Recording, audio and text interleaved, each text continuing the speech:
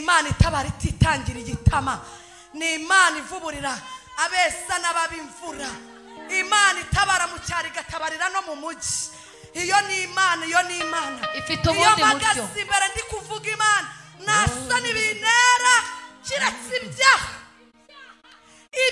byonyine nibyo bituma ntavuga iyi mana neza.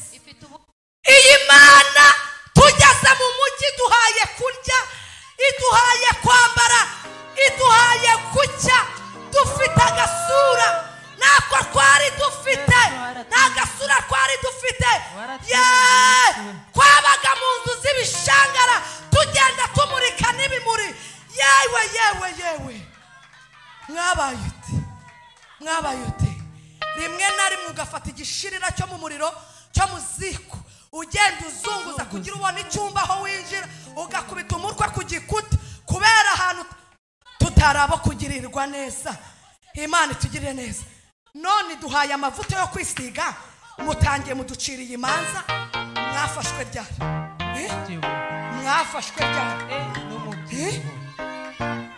Muduciriye imanza kandi ntabwo twari tuzi amavuta meza.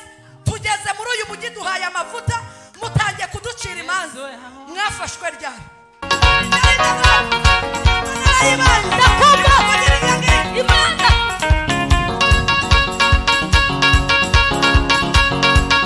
Yesu ageze ku marembo, nimukanguke.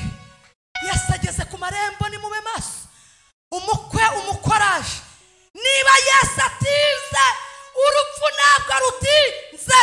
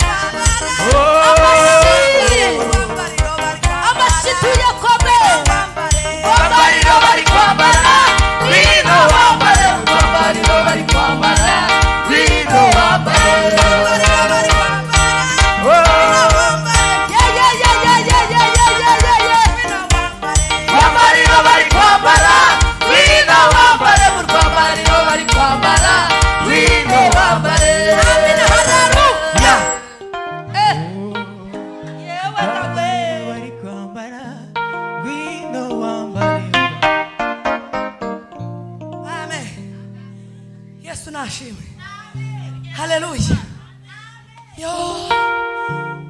Uziko ibi bintu umuntu yumva yapfa. Yesu Kristo umuntu aba yumva yapfa.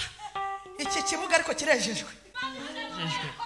Kikibuga kirejejwe. Kikibuga kirejejwe. Kikibuga kirejejwe. N'abadayimoni barimo.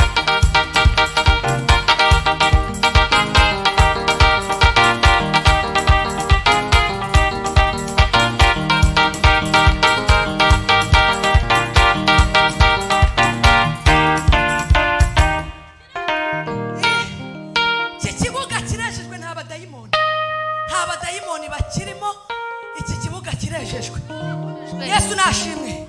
Haleluya. Ngewe ahantu bafashwa niho ndi bwerekere. Siko bimeze. Aha hantu nibafashwa niho ndi bujye. Aha nibafashwa niho ndi bujye. Yesu nashimwe. gose. Imana ishimwe. Amen. Yewe we. Imana ituganze. Grace aravuze kuriya mubyeyi ubuzima bwiwe. Meta nkurura ubuzima nabayemo. Numva ikintu kije kimfasha hano mu mutima. Numva amarira aramanutse. Nkurura ubuzima nabayemo. Nkurura ubuzima nabayemo. Nkurura ukuntu nize ndangije amashuri bitewe n'ubuzima. Ndabukurura numva amarira araje. Yesu Kristo. Niba ukuntu nabayeho mu buzima bugoye. Yesu. Ariko Imana igira neza. Imana igira neza. Imana igira neza. Ni Imana itabara abantu. Ni Imana itabara ititangira igitama. Ni Imana ivuburira abesa n'ababimvura. Imana itabara mu cyari gatabarira no mu mugi. Iyo ni Imana, iyo ni Imana. Ifite ubundi buryo. Imbere ndi kuvuga Imana nasa n'ibinera kiretse ibyaha. Ibyaha byonyine nibyo bituma ntavuga Imana neza. Ifite ubundi buryo. Haleluya. Bitewe n'ibyaha. Ugerageza uburyo cyuvuga Imana neza. Yesu uvuga Imana neza nuyivuga neza nayo izakuvuga neza ugeze mu byago no mu makuba. Shati ya sikotre with the stance heri waya zonema shadistifo karigaciyemo. Mana tugire neza kandi Imana ituganze. Haleluya. Tubonye Imana itugiriye neza abanko batabigizemo uruhare. Tubonye Imana iduhaye agasura aho tuvuka batabigizemo uruhare. Yesu Kristo. Uzi ukuntu twisiza amamesa tuba mu cyaro imyati ikaza. Yesu Kristo. Rimwe na rimwe tugafata isabune tukavangamo n'amamesa tugafata akababi k'indimu tukabitekana kugira ngo turebe ko twakwisiga bikanga ugatemuka amaguru. Hatasifu. Ariko tugeze mu uzi ko Imana yajyaga imbwira ati nzakugirira neza. Nkibaza ahantu bizava. Kambwira ati nzaguha agasura. Nzaguteraho umubiri. Kavuga ati wa Mana nawe urabeshya urashukana. Yesu Kristo. Iyi Mana tugeze mu mugi duhaye kurya, iduhaye kwambara, iduhaye kucya, dufite agasura. Nako twari dufite, nagasura twari dufite. Kwabaga mu nzu z'ibishangara tugenda tumurika n'ibimuri. Yewe mwabaye ute rimwe na rimwe ugafata igishirira cyo mu muriro cyo mu ziko ugenda uzunguza kugira ubone icyumba aho winjira ugakubita umutwe ku gikuta kubera ahantu. Sina rya Yesu. Mwabaye muti niki kibateye kwibagirwa mugeze mu mugi wa Kigali? Niki gitumye mwibagirwa mugeze mu mugi wa Kigali? Bamwe mwari inzahare Imana irabazahura. Bamwe nta nkweto mwagiraga none murahinduranya. Yesu Kristo. Mana tugire neza. Haleluya. Mutabona nambaye izikamambiri nkweto ndende ndazigira. Nkweto ndende ndazifite rwose kandi nzi no kuzigenderamo. Yewe Kristo. Mana tugiriye neza. Tutarabo kugirirwa neza. Imana tugiriye neza. None duhaye amavuta yo kwisiga mutangiye muduciriye imanza. Mwafashwe ryari? Mwafashwe ryari?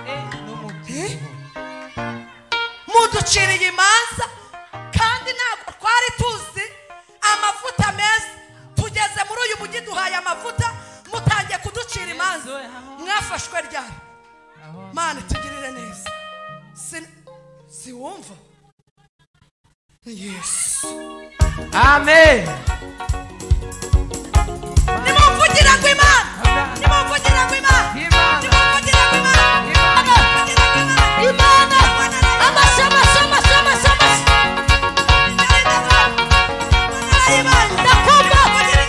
Imana. Amina hayano.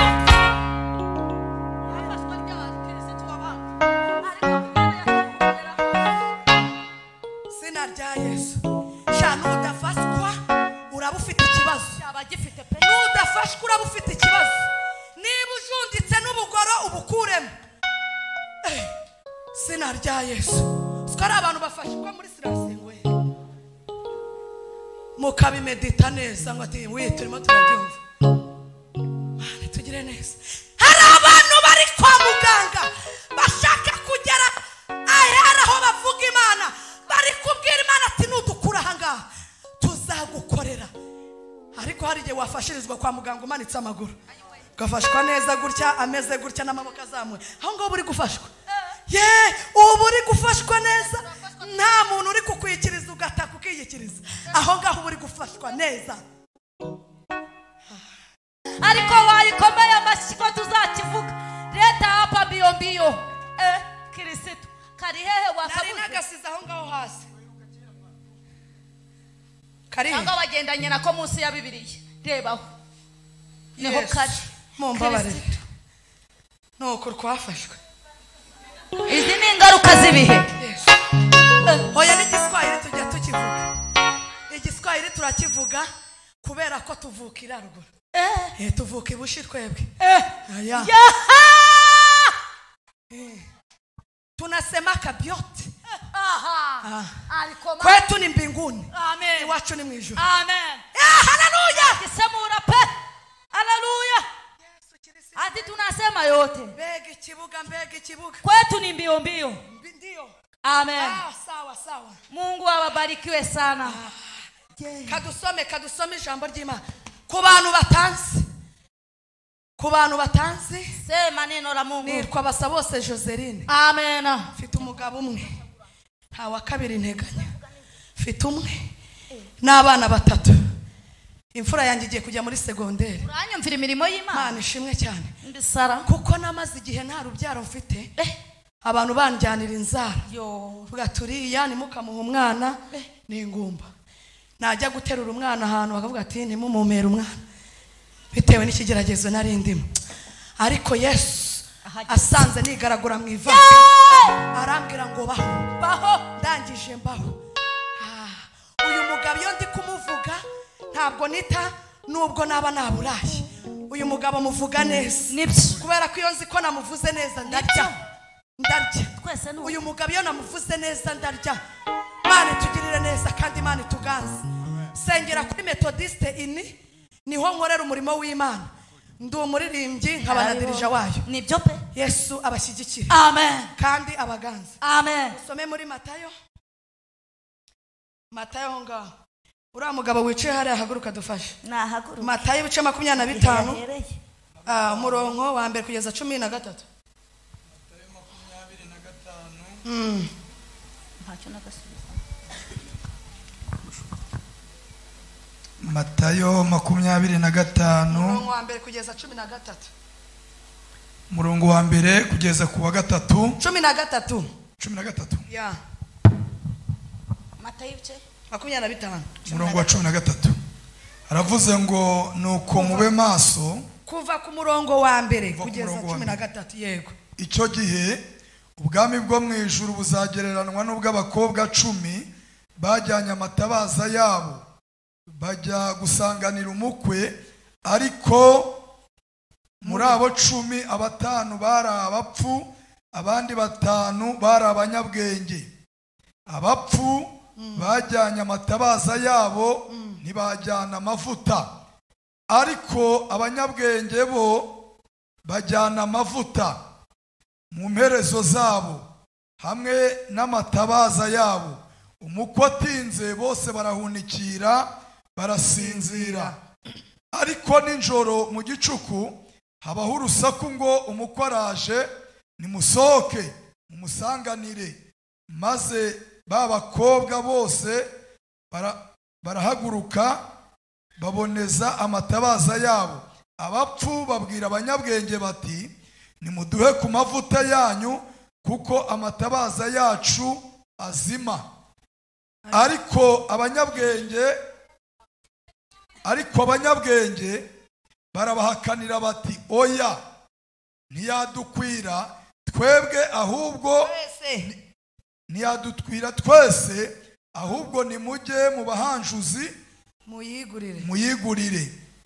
bagiye kugura umukwe araza abari biteguye binjirana nawe mu bukwe urugi rurakingwa 11 hanyuma babakobwa bandi nabo baraza barahamagara bati nyakubahwa dukingurire nawe abasubiza ati ndababwira ukuri yuko ntabazi nuko muwe maso kuko mutazi umunsi n'igihe. Amen. Bumva Bibiliya yawe mvugi kuri iri jambo mu minota mike ahasigaye niyicarire sinjye uzazana imperuka. Aba n'abakobwa 10 batanu b'abanyabwenge abandi batanu bari abapfu bari bafite intego imwe. Haleluya. Bose bari bafite intego imwe bari bari mu cyumba kimwe. Yesu nashimwe. Haleluya. Bose bari bategereje iki? Umukwe. Nawe waje ahangaha intego imwe niyo yakuzanye. Tegereje Yesu. Yesu nashimwe. Haleluya. Ariko abanyabwenge bari bafite ikintu bita amavuta mu merezo zabo. Yesu nashimwe. Ariko bose nubwo bari bari kumwe byagaragara yuko bose bategereje umukwe. Bose bari bameze ko bategereje iki? Umukwe. Bari abakobwa banga 10 bose bategereje iki? Umukwe. Imana tuganze kandi Imana tugire neza. Hato pestivo. Ariko ngo mu gicuku haba urusaku umukwe araje. Peri wazonema. Umukwe araje. Yesu ageze ku marembo nimukanguke. Yesu ageze ku marembo nimube maso. Umukwe araje. Niba Yesu atinze urupfu ntabwo rutinze. Sabwe kuba maso kita ku iherezo ryawe. Imana tugire neza kandi Imana tuganze. Abakobwa 5 bari bafite ikintu bita amavuta mu merezo zabo. Ufite iki wowe mu merezo zawe? Ntabwo uza kwagarasa ahangaha nta kintu wibitseho. Ati reka tujye kureba tureberemo. Ufite iki? Imana tugire neza. Mu merezo zawe hari mwiki? Ikontorore cugusa imerezo zawe. Wumve imo amavuta pesti. Nibyo. Ariko ikontorora neza urebe ko mu merezo hakiri miki amavuta. Mana undinde kugwa kuri aka gatuti kuko ndi kubona bitoroshye. Mana tugire neza. Va mu kirere cy'umubiri ujye mu kirere cy'umwuka. Sina rya Yesu. Mana mbega abantu Yesu Kristo. Ariko nijoro ngo umukoraje nimukanguke. Abapfu babwira abanyabwenge mutubabarire muduhe ku mavuta kuko mu merezo zacu nta kintu kirimo. Mu merezo zacu nta kintu kirimo. Haleluya. Ariko abanyabwenge barababwira ngo amavuta dufite na yacu kwenyine ntabwo yadukwira kwasi ahubwo ni muke mu bahanjuzi mujye gushaka ayanyu. Umukwe atarasa. Yesu nashimwe.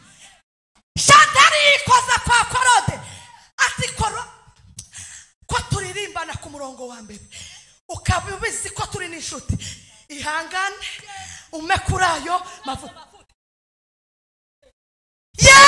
Korode aramubwira ngo nubwo turi inshuti mbabarira ntayo nguhaye ahubwo reba amasaha ageze. Umukwe agiye kugera ku marembo. Ihuta ujye mu bahanjuzi ujye gushaka ayawe.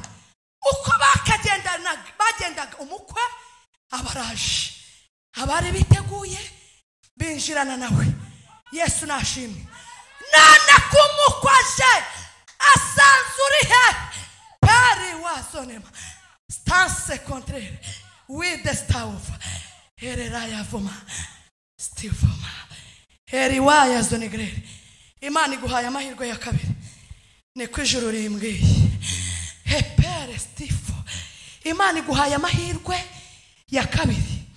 Aya mbere yaragucitse agucika uyabona ariko Imana irambwe nkubwire iri jambo ngo iguha yandi mahirwe ya kabiri. Nubwo aya mahirwe ya kabiri aje ntuzayakereze, niko Imana ivuze, kuko mu bantu Imana ikwikuruye nawe urimo, niko Imana ivuze. Haleluya. Ndimo ndayumva umukwaje binjirana nawe abagiye gushaka amavuta bahera hanze. Imana itugirire neza. Ku cyumweru wavuze Imana neza, numva narambarara neza.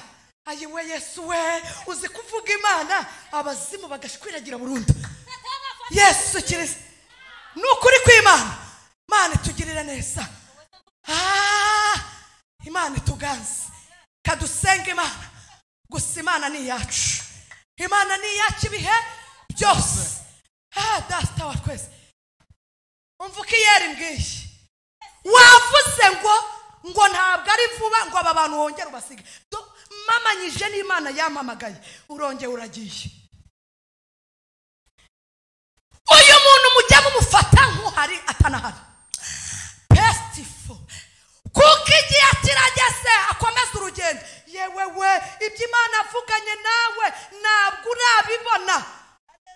Yesu Kristo, nimushaka muzarire munihanagure uyu muntu Yesu Kristo, ahubwo musabwe kumukunda uba bahagaza, mukamukunda mukimumubona aka kanyu Yesu ugiye kuba munini ku buryo n'uwo mudiho uri gukubita utazongera kuzajya witerura.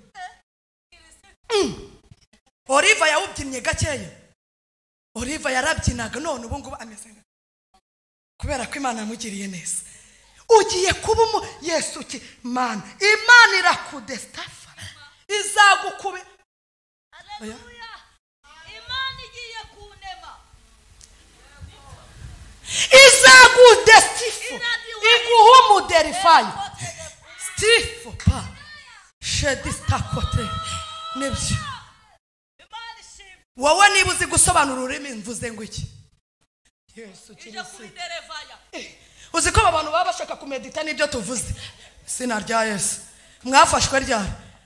Hoya sobanura ururimi mvuze. Amen. Nibyo kubidekitifa nibyo. Birashoboka ko wize. Njyewe ntabwo nije amashuri ya muri iyi si, ariko tugiye ku kibuga cy'indege. Nje nawe turi kujya ku kibuga cy'indege. Wowe warize ukavuga ururimi rwahamwise, nanjye nkavuga urw'ijuru. Watambuka mbere ninde? Ya